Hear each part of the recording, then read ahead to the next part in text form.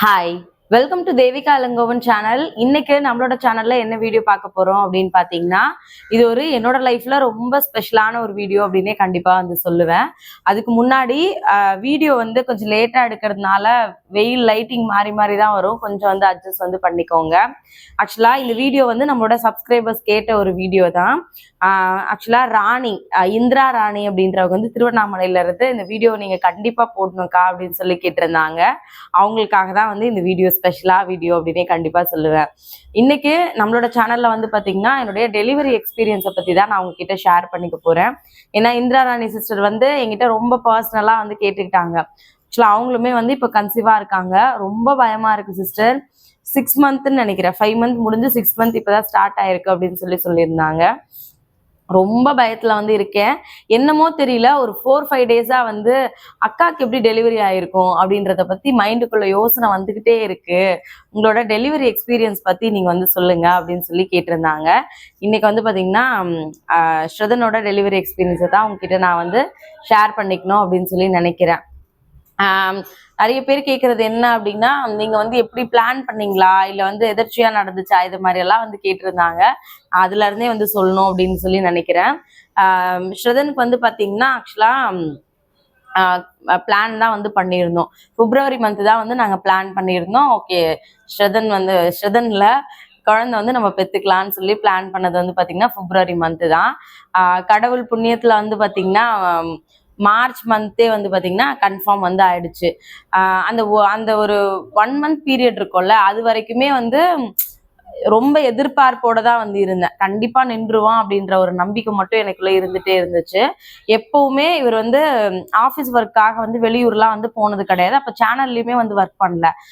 தனியா ஆட்ஸ் எல்லாம் பண்ணிட்டு இருந்தாரு. அப்போ திடீர்னு ஒரு கவர்மெண்ட் ப்ராஜெக்ட்காக பாத்தீங்கன்னா கேரளா போயிருந்தாரு. அன்னைக்கு மார்னிங் தான் வராரு.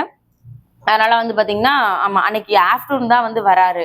பட் முன்னாடி நாளே நான் தான் போயிட்டு பிரெக்னன்சி கார்டு வாங்கிட்டு வரேன். வாங்கிட்டு செக் பண்ணி காலையிலே பாத்துடலாம்னு சொல்லிட்டு செக் பண்ணியாச்சு. தேவேஷ் கிட்ட சொல்றேன், தங்கம் நீங்க வீட்டுக்கு போயிட்டு வாங்க. தேவேஷ் டெய்லி கேட்பான், நம்ம வீட்டுக்கு எப்ப பாப்பா வரும், நம்ம வீட்டுக்கு எப்ப பாப்பா வரும்ன்றது அவனோட பெரிய கேள்வியாவே இருந்துச்சு. அப்போ பிப்ரவரி மந்த்ல இருந்தே அவன்கிட்ட சொல்ல ஆரம்பிச்சுட்டு, தங்கம் இன்னும் ஒரு 1 மந்த்ல நம்ம வீட்டுக்கு பாப்பா வந்துரும் அப்படின்னு சொல்லிதான் அவனை பிரெயின் வாஷ் பண்ணி வச்சிருந்தேன். அப்போ என்கிட்ட கேட்டே இருப்பான். அப்போ அவனுக்கு ஸ்கூலுக்கு அனுப்புறதுக்கு முன்னாடி சொல்றேன், தங்கம் பாப்பா இன்னைக்கு கண்டிப்பா வந்துருமா இல்லையான்னு தெரியும் அப்படின்னு சொல்றேன். அவனுமே அப்படியா அப்படியெல்லாம் கேட்கறான். பட் அதுக்கு முன்னாடியே நான் டெஸ்ட் பண்ணிட்டேன். பட் அந்த கார்டு நான் பார்க்கல. ஏன் அப்படின்னா இவரும் ஊருக்கு போயிருந்தாரு. அவர்கிட்ட முன்னாடி நாளே சொல்லியிருந்தேன், தங்க நான் மார்னிங் செக் பண்ண போறேன் அப்படின்னு சொல்லியிருந்தேன். அவருமே பாத்தீங்கன்னா சரி ஓகே தங்க, எதுவா இருந்தாலும் பரவாயில்ல, நீ எதுவும் டென்ஷன்லாம் ஆயிக்காதுன்னு சொல்லியிருந்தாரு. பட் எனக்கு பாத்தீங்கன்னா இந்த 1 மந்தா ஒரு கான்ஃபிடென்ட் இருந்துச்சுல, ஓகே கண்டிப்பா கன்ஃபார்ம் ஆயிடும் அப்படின்னு சொல்லிட்டு. பட் அது டெஸ்ட் பண்ணதுக்கு அப்புறம் பாத்தீங்கன்னா எனக்கு அப்படியே ஃபுல்லா டவுன் ஆக ஆரம்பிச்சிருச்சு. நான் என்ன பண்ணேன் அப்படின்றத சொல்லிடுறேன். காலையில பாத்தீங்கன்னா ஒரு 4 o'clock ஷார்ப்பா எந்திரிச்சிட்டேன். நைட்டு ஃபுல்லா தூக்கமே கிடையாது. இவரும் கூட இல்ல, 2 டேஸா இவர் வீட்டுல இல்ல. அதான் ஃபர்ஸ்ட் டைம் எனக்கு தெரிஞ்சு எனக்கு கல்யாணம் ஆனதுல இருந்து என்னை விட்டுட்டு போனது அப்பதான் நினைக்கிறேன். எனக்கு என்னன்னா அதுக்கு மேல என்னால வெயிட்லாம் பண்ண முடியல. கரெக்டா பாத்தீங்கன்னா நான் மார்ச் 6th நினைக்கிறேன், எனக்கு கரெக்டா ஞாபகம் இல்லை. எனக்கு பீரியட்ஸ் டேட் ஒரு நாள் தான் தள்ளி போயிருக்கு. நான் அதுக்குள்ளே எனக்கு அவசரம். என்ன பண்ணேன் அப்படின்னா, கார்டு முன்னாடி நாள் நைட்டே வாங்கிட்டு வச்சுட்டேன். நைட்டு ஃபுல்லா தூக்கமே கிடையாது.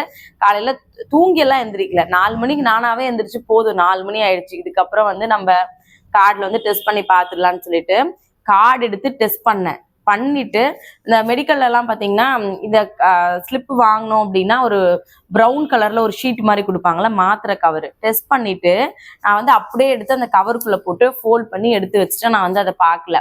எனக்கு என்ன தோணுச்சு அப்படின்னா, நான் இதை எடுத்துட்டு போயிட்டு பாபா கோவில்ல தான் உட்காந்து பார்க்கணும் அப்படிதான் எனக்கு தோணுச்சு. வச்சுட்டு என்னோட மனநிலை எப்படி இருக்குன்னு பாருங்க. ரொம்ப ஒரு மாதிரி ரொம்ப கன்ஃபியூஷனா தான் இருந்துச்சு. எடுத்து வச்சாச்சு.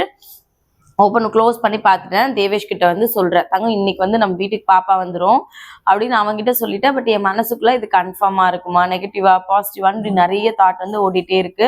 தேவேஷை நான் தான் ஸ்கூல்ல கொண்டு போய் ட்ராப் பண்ணணும். தேவேஷை கொண்டு போய் ஸ்கூல்ல ட்ராப் பண்ணிட்டு நேரா பாத்தீங்கன்னா நம்ம வலசரவாக்கம்ல சாய்பாபா கோவில் இருக்கு.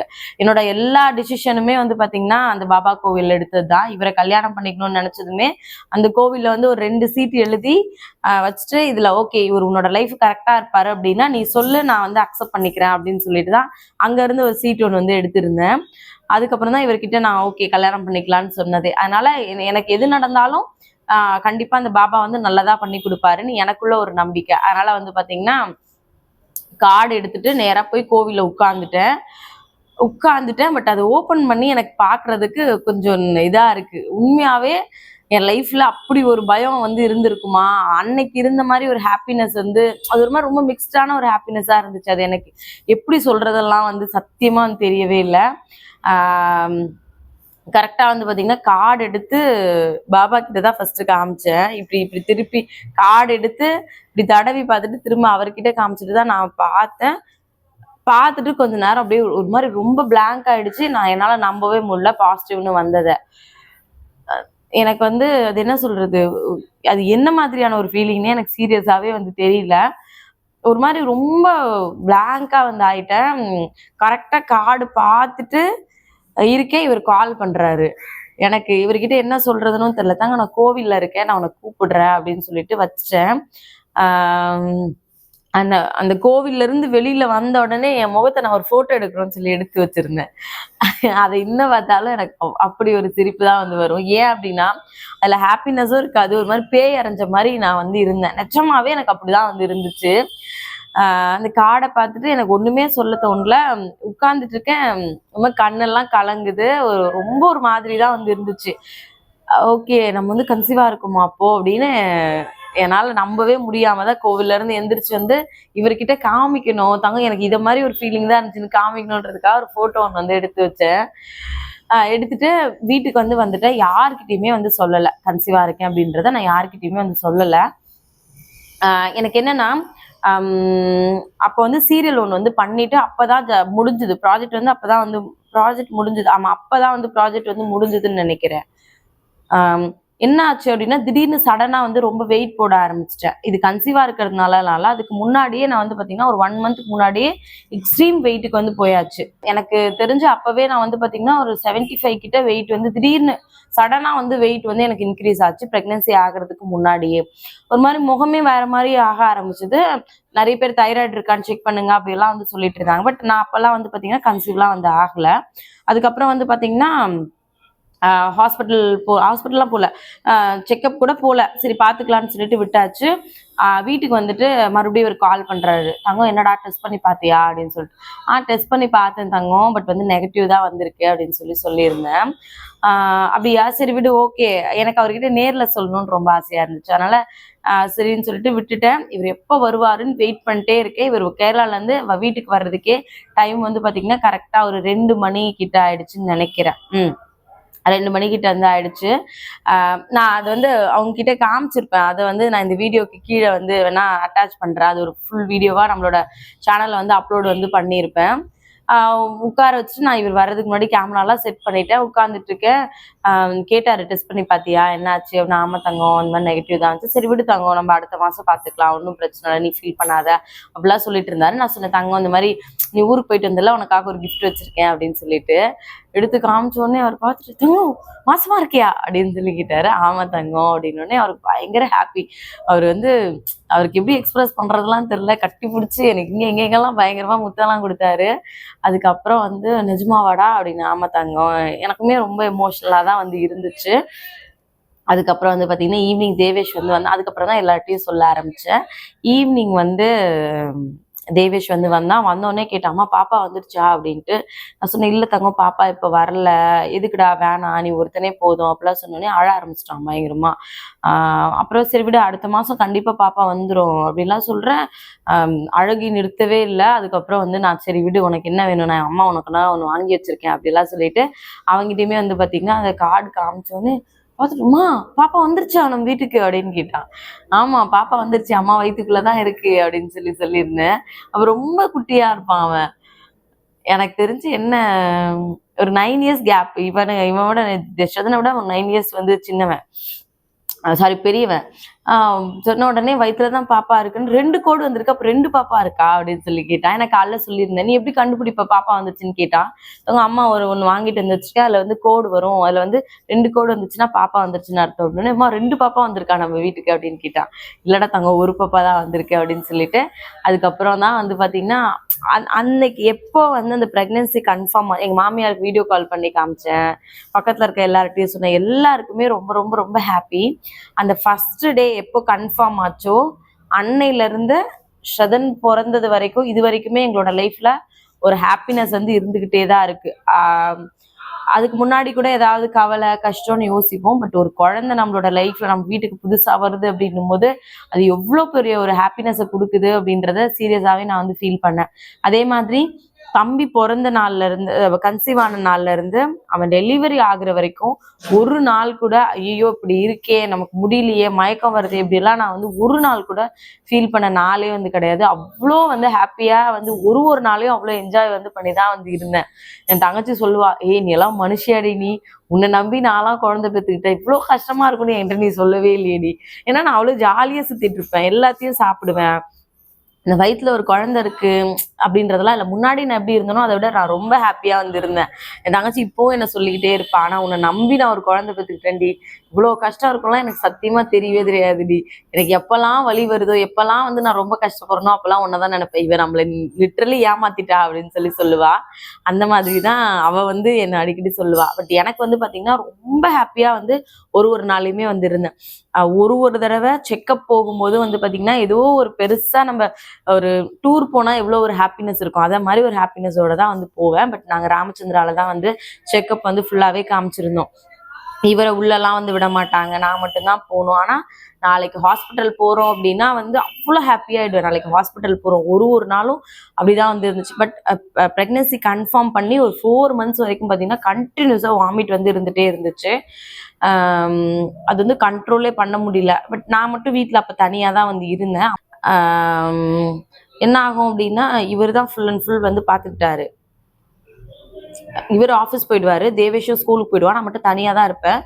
எதுவுமே சாப்பிட முடியாது. 4 months வரைக்கும் ஃபுல் வாமிட் மட்டும்தான் பண்ணிக்கிட்டே இருப்பேன்.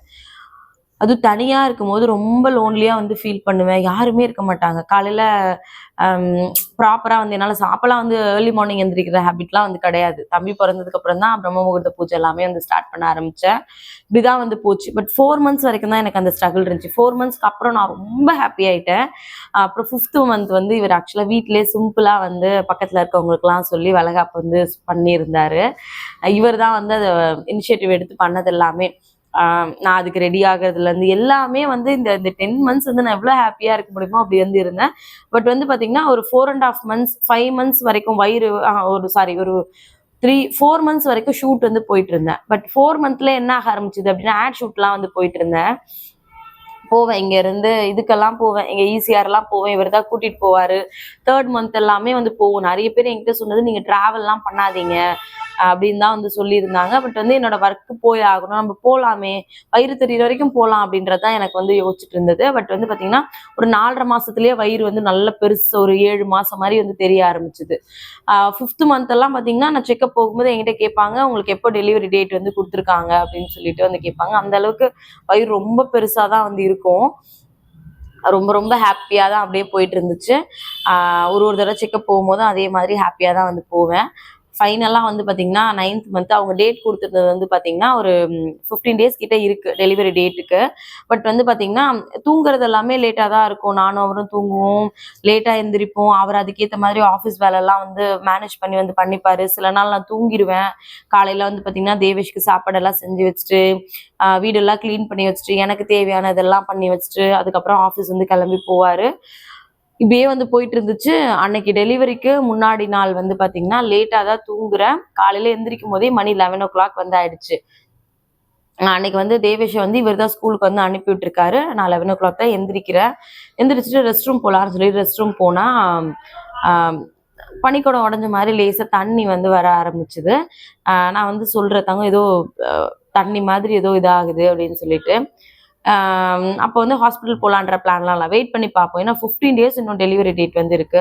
ஆனா அதுக்கு முன்னாடியே நான் என்ன பண்ண ஆரம்பிச்சிட்டேன் அப்படின்னா, இங்க 9th month ஸ்டார்ட் ஆன அப்பவே குழந்தைக்கு என்னென்ன திங்ஸ் எல்லாம் தேவை, ஹாஸ்பிட்டலுக்கு என்னென்னலாம் எடுத்துட்டு போக போறோம், என்னோட நைட்டிஸ்ல இருந்து குழந்தைக்கு பேம்பர்ஸ்ல இருந்து அந்த துணியெல்லாம் வந்து கட் பண்ணி வைப்பாங்கல்ல, அது எல்லாத்தையுமே வந்து வாஷ் பண்ணி ஃபுல்லாவே வந்து பாத்தீங்கன்னா ரெடி பண்ணி வந்து வச்சிருந்தேன். எல்லாமே A to Z வந்து 9th மந்த் ஸ்டார்டிங்லேயே வந்து பேக் பண்ணி இந்த இடத்துல வந்து வச்சுட்டேன். ரிப்போர்ட்ல இருந்து எல்லாமே எடுத்து வந்து கம்ப்ளீட் ஒரு ஹாஸ்பிட்டல் போறதுக்கு என்ன தேவையோ எல்லாமே ரெடி பண்ணி வந்து வச்சிருந்தேன்.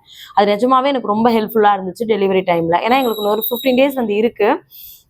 பட் இருந்தாலும் சடனா வந்து சரி ஓகே ஹாஸ்பிட்டல் வந்து போகலாம் அப்படின்னு சொல்லிட்டு ஆட்டோ எடுத்துட்டு போறேன். எங்க அம்மாவுக்கு கால் பண்ணி சொன்னேன், என் தங்கச்சிக்கிட்டையுமே சொல்றேன். ஹாஸ்பிட்டல் ராமச்சந்திரா போறதுக்கு முன்னாடி சொல்றேன், என் தங்கச்சி ஷூட்டிங்ல வந்து இருக்கா. சொல்றேன் வர்ணி இந்த மாதிரி ஹாஸ்பிட்டல் போறேன், பட் வந்து ஹாஸ்பிட்டல் அட்மிட் ஆக போறேன்லாம் அவர்கிட்ட சொல்ல. எனக்குமே அந்த ஐடியா வந்து கிடையாது. ஹாஸ்பிட்டல் வந்து போறேன் பரணி அப்படின்னு சொன்னேன். சரிடி நான் ஹாஸ்பிட்டல் போயிட்டு செக் பண்ணிட்டு வீட்டுக்கு வந்துட்டு உனக்கு திரும்ப கூப்பிடுறேன்னு சொல்லிட்டு அவர்கிட்ட பேசிட்டு வந்து வச்சேன். எப்பவுமே 2 வீலர்ல தான் வந்து போவோம். பட் இன்னைக்கு வந்து அவர் சொன்னார், இல்ல தங்க நம்ம ஆட்டோலே போயிடலாம்னு சொன்னதுனால ஆட்டோல வந்து கிளம்பி வந்து போயிட்டு இருக்கேன். ஹாஸ்பிட்டல் போறேன். அப்போ வந்து பேக்லாம் எதுவுமே எடுத்துட்டு போகல. நார்மலா செக்அப் போகும்போது எப்படி போவோமோ அதே மாதிரிதான் வந்து போறோம். போன உடனே என்ன சொன்னாங்க அப்படின்னா, நீங்க வந்து உள்ள வந்து செக்அப் கூப்பிட்டு போயிட்டு நார்மல் ஜென்ரல் செக் பண்ணுவாங்கல்ல, கை விட்டு செக் பண்ணி வந்து பாக்குறாங்க. பனிக்கூடம் வந்து ஃபுல்லா உடஞ்சி மொத்தமா அப்படியே வெளியில ஃபோர்ஸா வர்றது எனக்கு வந்து தெரியுது. வலி தாங்கவே முடியல. பயங்கரமா அப்பவே கத்த ஆரம்பிச்சிட்டேன். அது வரைக்கும் எனக்கு பெயின்லாம் எதுவுமே கிடையாது. ரொம்ப எக்ஸ்ட்ரீமா வந்து வலிக்க ஆரம்பிச்சிருச்சு. என்ன சொல்லிட்டாங்க அப்படின்னா, அம்மா பனிக்கூடம் வந்து ஆல்ரெடி உடஞ்சுதான் இருக்கு, நீங்க வந்து அட்மிட் ஆயிடுங்கன்னு சொன்னோடனே நான் ரொம்ப பிளாங்க் ஆயிட்டேன். ஏன்னா எந்த ப்ரிப்பரேஷனுமே இல்லை. இப்படி உடனே வந்து ஹாஸ்பிட்டல் அட்மிட் ஆக சொல்லுவாங்களா எனக்குமே வந்து தெரியாது. ஒருவேளை பெயின் வந்து நான் ஹாஸ்பிட்டலுக்கு போயிருந்தேன் அப்படின்னா நான் மென்டலா ப்ரிப்பேரா வந்து இருந்திருப்பேன். அந்த மாதிரிலாம் எதுவுமே இல்லைன்னு உடனே ரொம்ப பயம் ஜாஸ்தியாக ஆரம்பிச்சுது. வெளியில வந்து அழுதுட்டே வரேன். வந்துட்டு தங்கம் அந்த மாதிரி அட்மிட் ஆக சொல்றாங்கன்னொடனே இப்படி லிட்ரலி இப்படி கையெல்லாம் நடுங்குது. வீல் சேர் கொண்டு வர்றாங்க, இதுல உட்காருங்க அப்படின்னோடனே ஒரு மாதிரி மயக்கம் வர மாதிரியான ஒரு ஃபீல் தான் எனக்கு உண்மையாவே இருந்துச்சு. அவர் கை இப்படி இறுக்கி வந்து பிடிச்சிட்டு இருக்கேன். ஒன்றும் இல்லை ஒன்றும் இல்லைன்னு அவர் சொல்லிட்டே இருக்காரு. அந்த டெலிவரி படுக்க வச்சிருப்பாங்கல்ல, அங்க வந்து விட்டுட்டு என்ன சொல்றாங்க அப்படின்னா, சரி இது வரைக்கும் தான் நீங்க வந்து அலௌடு, அதனால இதுக்கு மேல நீங்க வந்து வராதீங்க அப்படின்னு சொல்லிட்டாங்க. எனக்கு இதுக்கு மேல இவர் என் கூட இருக்க மாட்டாரா அப்படின்னும் போது எனக்கு சொல்லவே முடியாத அளவுக்கு ஒரு பயம் வந்துருச்சு. என்ன சொல்றாங்கன்னா, தாலி எல்லாம் கழட்டிடுங்க, கம்மல் எல்லாம் கழட்டிடுங்க, மோதிரம் எல்லாம் கழட்டிடுங்கன்னு சொல்றாங்க. எல்லாத்தையும் கழட்டி கொடுக்குறேன். லிட்ரலி அவர் கண்ணுல இருந்து அழறாரு. எனக்கு அவர் அழறத பார்த்தோன்னே எனக்கு இன்னும் ரொம்ப பயம் வந்துச்சு. சொல்ற தங்க எனக்கு ரொம்ப பயமா இருக்குடா அப்படின்னு சொல்றேன். ஒன்றும் இல்லைன்னு சொல்றாரு. பட் அவர் அழுதுட்டே இருக்காரு. எல்லாத்தையும் கழட்டி கொடுத்துட்டு போறேன். வீல் சேர்ல என்ன உள்ள கூட்டிட்டு போயிட்டாங்க. அவ்வளவுதான், என் கூட யாருமே இல்லை. பெட்ல வந்து பாத்தீங்கன்னா ஆக்சுவலா ராமச்சந்திரால மொத்தம் ஒரு 6 பெட் வந்து போட்டிருப்பாங்க அந்த டெலிவரி வார்டுல. ரொம்ப நீட்டா இருக்கும் ஹாஸ்பிட்டலாங்க.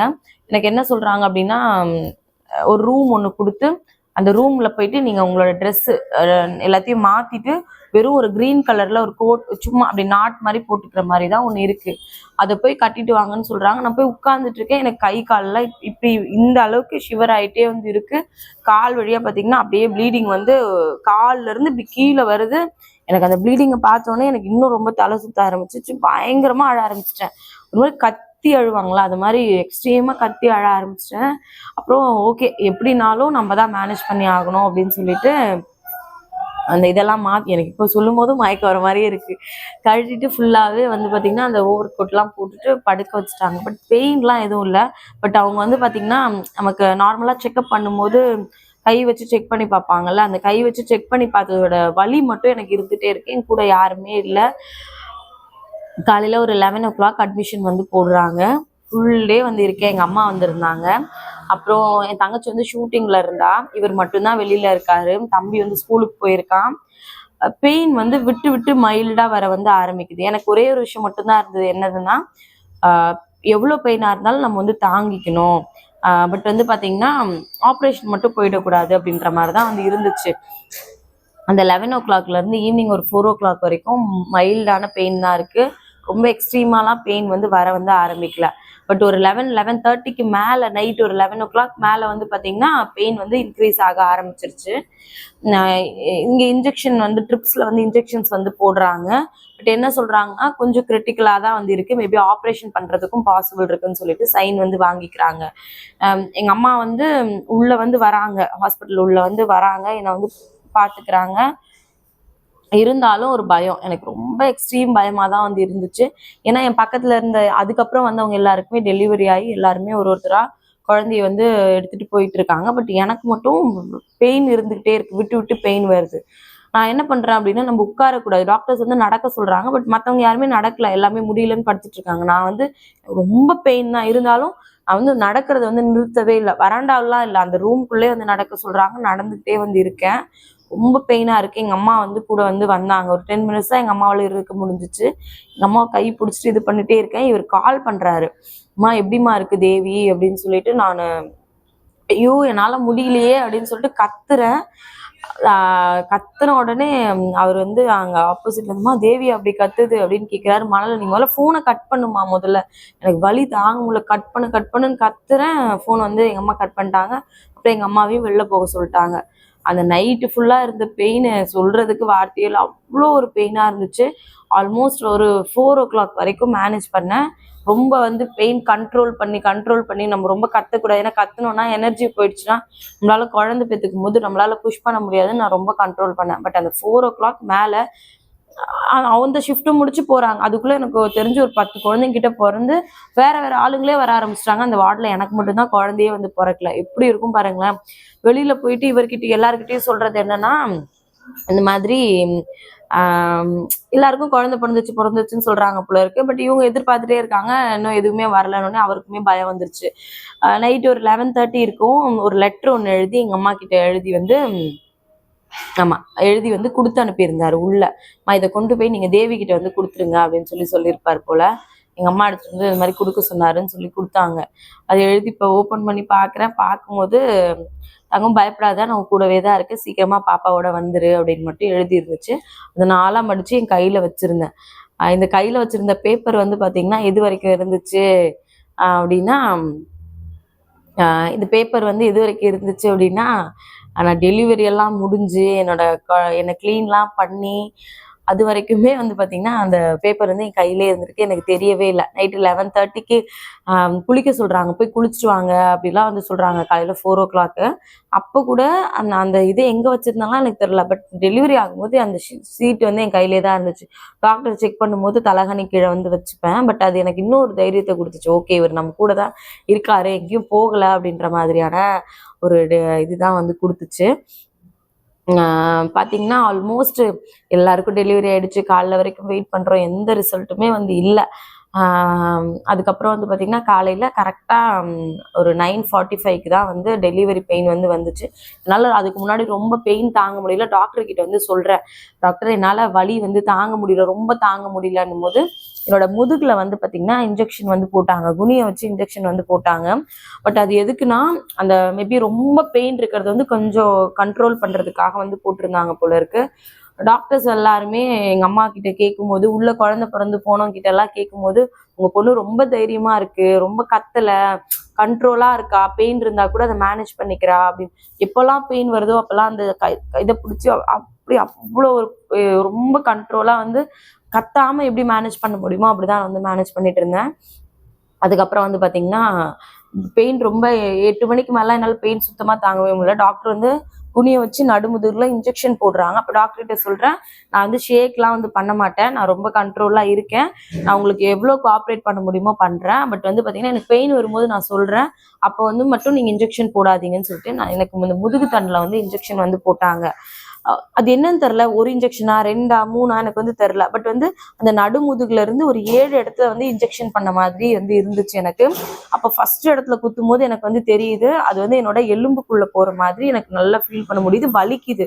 பட் இருந்தாலும் நம்ம ஷேக் பண்ணிட்டோம் அப்படின்னா ரொம்ப கஷ்டமாயிடுன்னு சொல்லிட்டு நான் கண்ட்ரோல் பண்றேன். பட் எலும்புல ஊசி குத்துனா எவ்வளவு ஒரு பெயின் இருக்கும், என்னால தாங்கவே முடியல. நான் சொல்றேன், ஓகே, ஒரு ஊசி குத்திட்டாங்க. 2வது ஊசி குத்தும் போது நான் சொல்றேன், எனக்கு பெயின் வருது, அதனால வெயிட் பண்ணுங்க, அந்த பெயின் வந்து முடிச்சு, ஏன்னா பெயின் எப்படி வருதுன்னா இப்படி வந்து பெயின் முடிச்சு அப்படி ரிலீஃப் ஆகுது. அதனால டாக்டர் கிட்ட சொன்னதுக்கு என்ன பண்ணாங்கன்னா, ஓகே வெயிட் பண்ணி அவங்க அதுக்கப்புறம் இன்ஜெக்ஷன் பண்ணாங்க. பண்ணதுக்கப்புறம் ஒரு மாதிரி எப்படி ஆச்சுன்னா, பெயின் இருக்கு, பட் வந்து பாத்தீங்கன்னா ஒரு மாதிரி மயக்கம், இந்த அனஸ்தீசியாலாம் கொடுத்து ஒரு மாதிரி மயக்கமா இருக்கும்ல, அந்த மாதிரி மயக்கத்திலேயே அந்த பெயின் வந்து இருக்கு. நான் படுத்துட்டு எனக்கு வலிக்குது, ஊங்கொட்டிட்டே இருக்கேன். ஐயோ என்னால முடியல இதை மட்டும்தான் சொல்லிக்கிட்டே இருக்கேன். நான் கத்தி அந்த அந்த 1 hour 8 to 9 வந்து நான் ரொம்ப ஐயோ முடியலன்னு கத்தி ரொம்ப டயர்ட் ஆயிட்டேன். அதனால மயக்கம் வர மாதிரி வந்து ஆயிடுச்சு. டாக்டர் கிட்ட வந்து சொல்றேன் எனக்கு ரொம்ப பெயினா இருக்கு முடியல அப்படின்னா, அப்படிதான் இருக்கும்னு அவங்க சொல்லிக்கிட்டே இருக்காங்க. அதுக்கப்புறம் ஒரு ஸ்டேஜுக்கு மேல என்னால ரொம்ப முடியல. டாக்டர் கிட்ட சொல்றேன் நீங்க வந்து பாருங்க எனக்கு ரொம்ப பெயினா இருக்குன்னு சொல்லும்போது, அவங்க நார்மலா செக்அப் பண்ணி பார்ப்பாங்கல்ல, கை வச்சு செக் பண்ணி வந்து பாக்குறாங்க. இன்னும் குழந்தை கொஞ்சம் கூட இறங்கவே இல்லைன்னு சொல்றாங்க. என்னால வலி தாங்க முடியல. நான் இதை புடிச்சுக்கிட்டு ஒரு மாதிரி புஷ் பண்ணிக்கிட்டே இருக்கேன். டாக்டர் சொல்றாங்க புஷ் பண்ணாதீங்க, புஷ் பண்ணீங்கன்னா குழந்தை வந்து நடுவுல வந்து மாட்டிக்கும், அதனால ரொம்ப கஷ்டம்னு சொல்றாங்க. பட் என்னால பெயின் வந்து தாங்க முடியல. அப்ப நான் என்ன பண்றேன்னா இதை புடிச்சுக்கிட்டு ரொம்ப புஷ் பண்ணும்போது என் பெயின் கொஞ்சம் கம்மியாகிற மாதிரி, ரொம்ப ரிலீஃபா இருக்க மாதிரி நான் ஃபீல் பண்றேன். ஒரு ஒரு ½ அன் ஹவர் 20 மினிட்ஸா இதே கண்டினியூஸா பண்ணிட்டு இருக்கேன். எனக்கு வந்து இல்ல என்னால இதுக்கு மேல முடியாதுன்னு சொல்லிட்டு நான் வந்து சொல்றேன் தலை வெளியில வர மாதிரி இருக்குன்னு டாக்டர் கிட்ட வந்து சொல்றேன். அவங்க செக் பண்ணி பார்த்துட்டு இல்லம்மா எதுவுமே வரல சொல்றாங்க. பட் எனக்கு இன்னும் ஒரு கரெக்டா ஒரு 9:20 இருக்கும். 9:20 இருக்கும்போது டாக்டர் கிட்ட சொல்றேன் என்னால முடியல, நிஜமாவே குழந்தை தலை வெளியில தான் இருக்குன்றேன். இப்பதானமா செக் பண்ணேன், குழந்தை தலை வெளியிலலாம் இதுக்குள்ள வந்திருக்காதுன்னு சொல்றாங்க. நான் வேணுமே புஷ் பண்றேன் குழந்தை வெளில வரட்டும்னு சொல்லிட்டு, ஏன்னா என்னால பெயின் அதுக்கு மேல தாங்க முடியல. அப்புறம் டாக்டர் நிஜமாவே முடியல, குழந்தை வெளியில வருதுன்னு சொன்னோன்னே வராதுமா இப்பதானே நான் செக் பண்ணேன்னு சொல்லிட்டு அவங்க பார்க்கும்போது லிட்டரலி குழந்தையோட தலை கொஞ்சம் வெளியில வந்திருக்கும் போல இருக்கு. ஒரு மாதிரி டாக்டர் ஒரு ஒரு ஃபோர்ஸ்ல வந்து கத்துனாங்க, குழந்தை தலை வெளில வருது எல்லாம் அரேஞ்ச் பண்ணுங்க அப்படின்ட்டு. ஒரு வீல் சேர் வந்துச்சு, என்னை தூக்கி உட்கார வச்சாங்க. அதுக்கப்புறம் வந்து பாத்தீங்கன்னா கட கட கட கடன்னு எல்லா ப்ராசஸும் நடந்துச்சு. புஷ் பண்றாதீங்க குழந்தை கீழே விழுந்துருன்னு சொன்னாங்க. ஒரு ஒரு 5-6 பேர் நர்ஸ் எல்லாம் அவ்வளோ ஃபோர்ஸா வந்து ஏன்னா அப்படியே டெலிவரி வார்டுக்கு வந்து கூட்டிட்டு போய் படுக்க வச்சிருந்தாங்க. படுக்க வச்ச உடனே அவங்க சொன்னது என்னன்னா, நீங்க எவ்வளோ கோஆப்ரேட் பண்றீங்களோ அவ்வளோ சீக்கிரம் குழந்தை வந்து பிறந்துரும்னு சொல்லிட்டு. அவங்க கிட்ட எல்லாருக்கும் வந்து பாத்தீங்கன்னா காலுக்கு 2 காலுக்கும் பெல்ட் எல்லாம் வந்து போட்டு வச்சிருந்தாங்க. நான் சொன்னேன் பெல்ட் எல்லாம் எனக்கு போடாதீங்க, நான் வந்து ஷேக் பண்ண மாட்டேன், எதுவுமே பண்ண மாட்டேன்னு சொல்லிட்டு. எனக்கு வந்து பாத்தீங்கன்னா எல்லாருக்குமே லேடிஸ்க்கு ஆல்மோஸ்ட் தெரிஞ்சிருக்கும். நார்மல் டெலிவரிக்கு வந்து பாத்தீங்கன்னா அங்க யூரின் போற இடத்துல இருந்து மோஷன் போற இடம் வரைக்கும் ஃபுல்லா வந்து ஓப்பன் பண்ணாங்க. எனக்கு அந்த வழியில இந்த வழி ஒன்றும் பெருசாவே தெரியல. பண்ணிட்டு புஷ் பண்ணுங்கன்னு சொல்லிக்கிட்டே இருக்காங்க. நான் என்னால முடிஞ்ச அளவுக்கு புஷ் பண்றேன், என்னால சுத்தமா முடியல. அதுக்கப்புறம் ஒரு ஒரு 10 மினிட்ஸ் வந்து ரொம்ப ஸ்ட்ரகிள்ல இருந்து புஷ் பண்ணி கடைசியா ஒரு ரொம்ப லாங் புஷ் பண்ண வந்து குழந்தை வந்து வெளியில வந்து வந்துடுச்சு. குழந்தை வந்து வெளில வந்துட்டான். வந்த உடனே என்கிட்ட கேட்குறாங்க என்ன குழந்தை அப்படின்லாம் கேட்கல. குழந்தை பிறந்தோடனே தூக்கி வயிற்று மேலே வந்து போட்டாங்க. கான்ஷியஸாக தானே இருக்கீங்க அப்படிலாம் கேட்குறாங்க. கான்ஷியஸாக தான் இருக்கேன், உங்களுக்கு என்ன குழந்தை வேணும்னு கேட்குறாங்க. எனக்கு எதுனாலும் ஓகே தான் சொல்கிறேன். பட் எனக்கு வந்து பொண்ணு தான் பிறக்கும் அப்படின்னு நான் ஒரு மைண்ட் செட்டில் வந்து இருந்தேன். பட் வந்து பார்த்திங்கன்னா கொஞ்சம் நேரத்தில் தூக்கி காமிக்கிறாங்க, பையனா பொண்ணா சொல்லுங்க அப்படின்ட்டு. பார்த்துட்டு பையன் அப்படின்னு வந்து சொல்லியிருந்தேன். பையன் சொன்ன உடனே அவங்க என்ன பண்ணாங்க அப்படின்னா, ஓகே கான்ஷியஸ்ல தான் இருக்காங்கன்னு சொல்லிட்டு என்கிட்ட பேச ஆரம்பிச்சிட்டாங்க. ஸ்டிச்சஸ்க்கு வந்து என்னோட காலில் பெல்ட் போடுறேன்றாங்க. அதில் ஓப்பன் பண்ணாங்களா அந்த இடத்த ஸ்டிச் பண்ணுறதுக்காக. நான் சொன்னது என்னன்னா, நான் ஆட்டெல்லாம் மாட்டேன், நான் வந்து உங்களுக்கு டெலிவரிக்கு எப்படி கோஆப்ரேட் பண்ணணும் அதே மாதிரி இதுவும் பண்ணுறேன்னு சொல்லிட்டு ஆக்சுவலாக 11 ஸ்டிச்சஸ் வந்து போட்டிருந்தாங்க. அந்த ஊசி வச்சு தைக்கிறதெல்லாம் அப்படியே நல்லா வந்து தெரிஞ்சுது. பெயினாக தான் இருந்துச்சு. இருந்தாலும் வந்து பார்த்திங்கன்னா நம்ம கத்துறதுனால அந்த வலி வந்து நம்ம கம்மியாக போகிறதெல்லாம் எதுவுமே கிடையாது. நம்ம எவ்வளோக்கு எவ்வளோ அவங்களுக்கு கோஆப்ரேட் பண்ணுறோமோ அவ்வளோக்கு எவ்வளோ நமக்கு வந்து அடுத்தடுத்த விஷயங்கள் வந்து பண்ண ஆரம்பிச்சிருவாங்கன்றது மட்டும்தான் என்னோட மைண்டில் வந்து இருந்துச்சு. அதுக்கப்புறம் வந்து பார்த்திங்கன்னா கொஞ்ச நேரத்தில் தம்பியை க்ளீன் பண்ணி கொடுத்தாங்க. என்னை போய் குளிக்க சொன்னாங்க. குளிச்சுட்டு வந்தோடனே நான் ரொம்ப நார்மலாக ஆயிட்டேன். நார்மல்லாம் எப்படின்னா பெயின் வந்து கிடையாது, பட் கீழே ஸ்டிச்சஸ் போட்ட பெயின் மட்டும்தான் வந்து இருந்துச்சு. அப்பாடா குழந்தை வந்து பிறந்துச்சு அப்படின்ற மாதிரியான மைண்ட் செட் தான் வந்து இருந்துச்சு. என்னோட டெலிவரி வந்து ஆக்சுவலாக இப்படி தான் வந்து நடந்துச்சு. பட் ஸ்ரதனை பார்த்த அடுத்த செகண்ட் வந்து எனக்கு தோணுனதெல்லாம் பொண்ணு வேணும் அப்படின்றது தான் அந்த 10 மந்த்ஸ் வரைக்கும் இருந்ததெல்லாம். பட் அவன் மூக்கு வந்து ரொம்ப ஷார்ப்பாக இருந்துச்சு, ரொம்ப அழகாக இருந்திருந்தான். அது பார்த்த உடனே எனக்கு எல்லாமே வந்து மறந்து போச்சு. அதனால் பொண்ணு பையன்லாம் இல்லை, ஓகே குழந்தை பிறந்துட்டான் அப்படின்றது மட்டும்தான் இருந்துச்சு. ரொம்ப ஹாப்பியான ஒரு ஃபீலு. இன்னுமுமே சொல்லணும் அப்படின்னா எனக்கு இன்னுமே ஒரு குழந்தை பெற்றுக்கணும்னு ரொம்ப ரொம்ப ஆசை. பட் எங்களோட ஃபினான்ஷியல் நீடுக்காக வந்து பார்த்திங்கன்னா இப்போதைக்கு வேண்டாம் அப்படின்ற மாதிரி தான் வந்து இருக்கும். மேபி ஃபியூச்சரில் காலையில் கூட அவர்கிட்ட சொன்னேன், தங்கம் இன்னும் 2 வருஷத்துக்குள்ளே நம்ம இன்னும் சம்பாரிச்சு இன்னும் நல்லா ஓகே ஒரு லெவலுக்கு வந்துட்டோம் அப்படின்னா இன்னொரு குழந்தை வேணா பெற்றுக்கலாமா அப்படின்னு சொல்லி வந்து கேட்டேன். எனக்கு உண்மையாகவே அந்த ஆசை இருக்குது. அதனால் அது கடவுள் கையில் தான் இருக்குது. நடந்தால் ரொம்ப சந்தோஷப்படுவேன். அதனால் இப்போ கூட நாங்கள் தான் வேண்டாம் அப்படின்னு இருக்கோம். பட்டு இப்போதைக்கு வேண்டாம் அப்படின்னு இருக்கோம். எனக்கு இன்னும் நம்பிக்கை இருக்குது, இன்னொரு 2 இயர்ஸ்க்குள்ளே நாங்கள் இன்னும் ஒரு செட்டில் ஆயிட்டோம் அப்படின்னா கண்டிப்பாக இன்னொரு குழந்தை பெற்றுக்கலான்னு. கடவுள் என்ன பண்ணுறாருன்றது நமக்கு தெரியாதுல்ல. அதனால என்னோட டெலிவரி எக்ஸ்பீரியன்ஸ் இப்படிதான் வந்து இருந்துச்சு. ரொம்ப ஹாப்பியா வந்து அந்த டெலிவரி பீரியட் வந்து நான் ரொம்ப என்ஜாய் வந்து பண்ணேன். இந்த வீடியோ உங்களுக்கு பிடிச்சிருந்துச்சா இல்லையா அப்படின்னு சொல்லுங்க. கண்டிப்பா பிடிச்சிருந்துச்சு அப்படின்னா மறக்காம கமெண்ட்ல சொல்லுங்க. உங்களோட டெலிவரி எக்ஸ்பீரியன்ஸ் எப்படி இருந்துச்சு அப்படின்றதையும் ஷேர் பண்ணுங்க. டெலிவரிக்கு அப்புறம் என்ன மாதிரி எல்லாம் இருந்துச்சு அப்படின்றத உங்களுக்கு தெரிஞ்சுக்கணும் அப்படின்னா கமெண்ட்ல சொல்லுங்க. கண்டிப்பா நாளைக்கு வீடியோல வந்து ஷேர் பண்றேன். தேங்க்யூ. யார் வந்து கன்சீவா இருந்தீங்க அப்படின்னாலும் பயப்படாதீங்க. ரொம்ப தைரியமா இருங்க. நீங்க எந்த அளவுக்கு ஸ்ட்ராங்கா இருக்கீங்களோ அந்த அளவுக்கு தான் வந்து பாத்தீங்கன்னா உங்களுக்கு லைஃப்ல எல்லாமே நல்லதா வந்து நடக்கும். குழந்தையும் நல்லபடியா வந்து பிறக்கும். Thank you so much. மறுபடியும் நாளைக்கு பார்க்கலாம்.